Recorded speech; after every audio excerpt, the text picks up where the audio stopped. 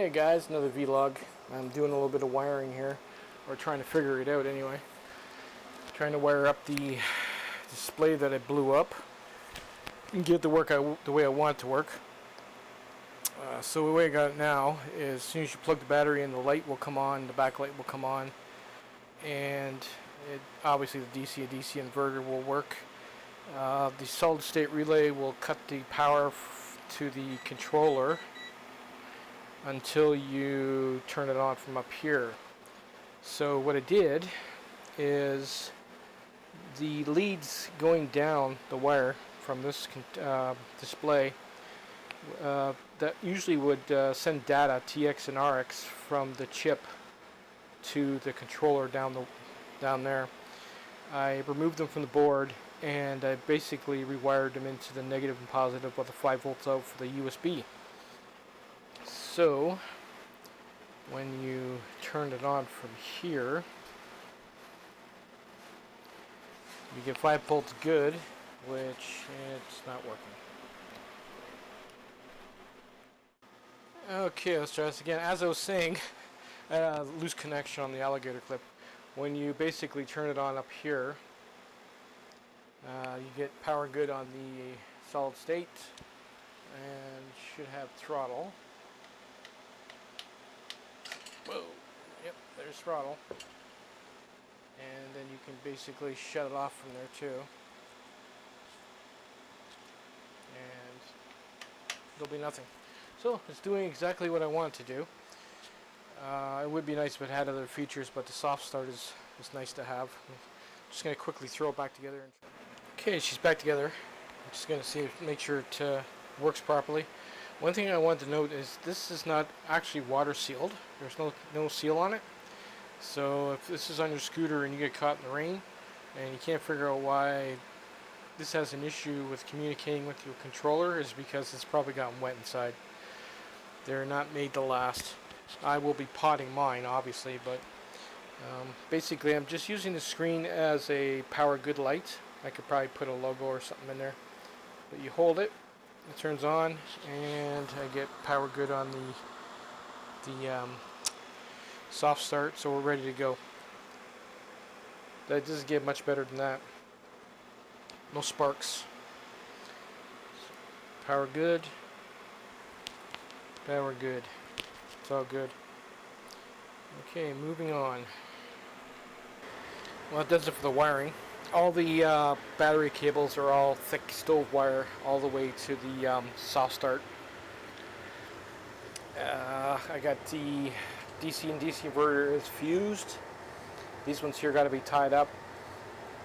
I actually had hoped that I could have ran the DC fan and the hub motor off the controller, so when the controller came on, the fan came on. But all I got down here, testing each one of these, is 5 volts and 51 volts, so it's a little touch much for what I need. This will be taped up and wrapped up nice and neat, as well as everything here. Just running some nice cabling over the cables coming off the bike. I couldn't get them all in. Would have been nice if I could, but at least I got a light cable and the soft start cable in some kind of cover. That's about it. This bike here, I'm basically gonna leave it like this. Will be my go-to bike when I run a ride around. I'm not gonna keep ripping it apart. That's why I'm taking my time with the wiring. I've got the other bike. What you want to do is I want to find a cheap motor for it and just set it up so I can test controllers off of it. As this stands, it's almost ready to ride. Start taping up the wires or tie wrapping them up. This is ready to go. It's working. Hey guys, well, looks like we're finally done for now. Pretty much it's all pre-wired. I got the new Anderson, well, I would say new Anderson sticker ones All stove wire going right to the wire box there. To the soft start is all stove wire, thick wire. Um, these two Andersons here, this is for the uh, booster pack, and this is for the main pack. If I just want to run the main pack, I'll jumper that one. I glued the voltmeter to the bottom of the soft start. I haven't hooked it up yet, but it's ready to go. This is pre-wired and ready to go. As I've already tested it and took it for a ride, it works pretty good. I fished some wire through the frame with a old bicycle cable. Just basically fished it through, and then I just pulled it through. Taped it to the wire to the cable and pulled it through, and got some running lights there.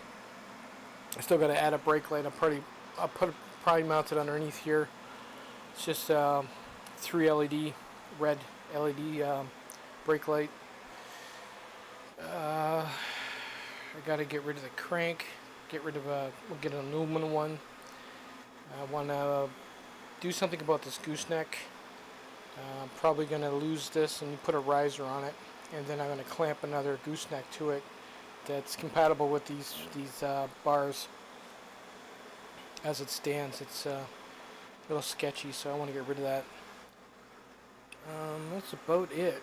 I want to measure the back and take notes on the size from the bolt where I mounted the swing arm to the back. And I want to measure from wheel to wheel, because the measurements on this bike are perfect. I mean, when you ride it, it rides like a limo. It's so smooth. So it doesn't feel like the other one. The other one just felt cumbersome. Felt like it was loaded with. I had a big load on the back. This one here just feels like a bike, even with the battery sitting on the back. It's got the same feel as my old one, which I'm happy about. But I definitely want to document what I did on the bottom, because that works pretty good. So, but that's about it for now. I mean, the season's pretty much over anyway. But at least I got the bike for next spring, and still leaves me all winter to design more parts and stuff. So I'll see you then. Later.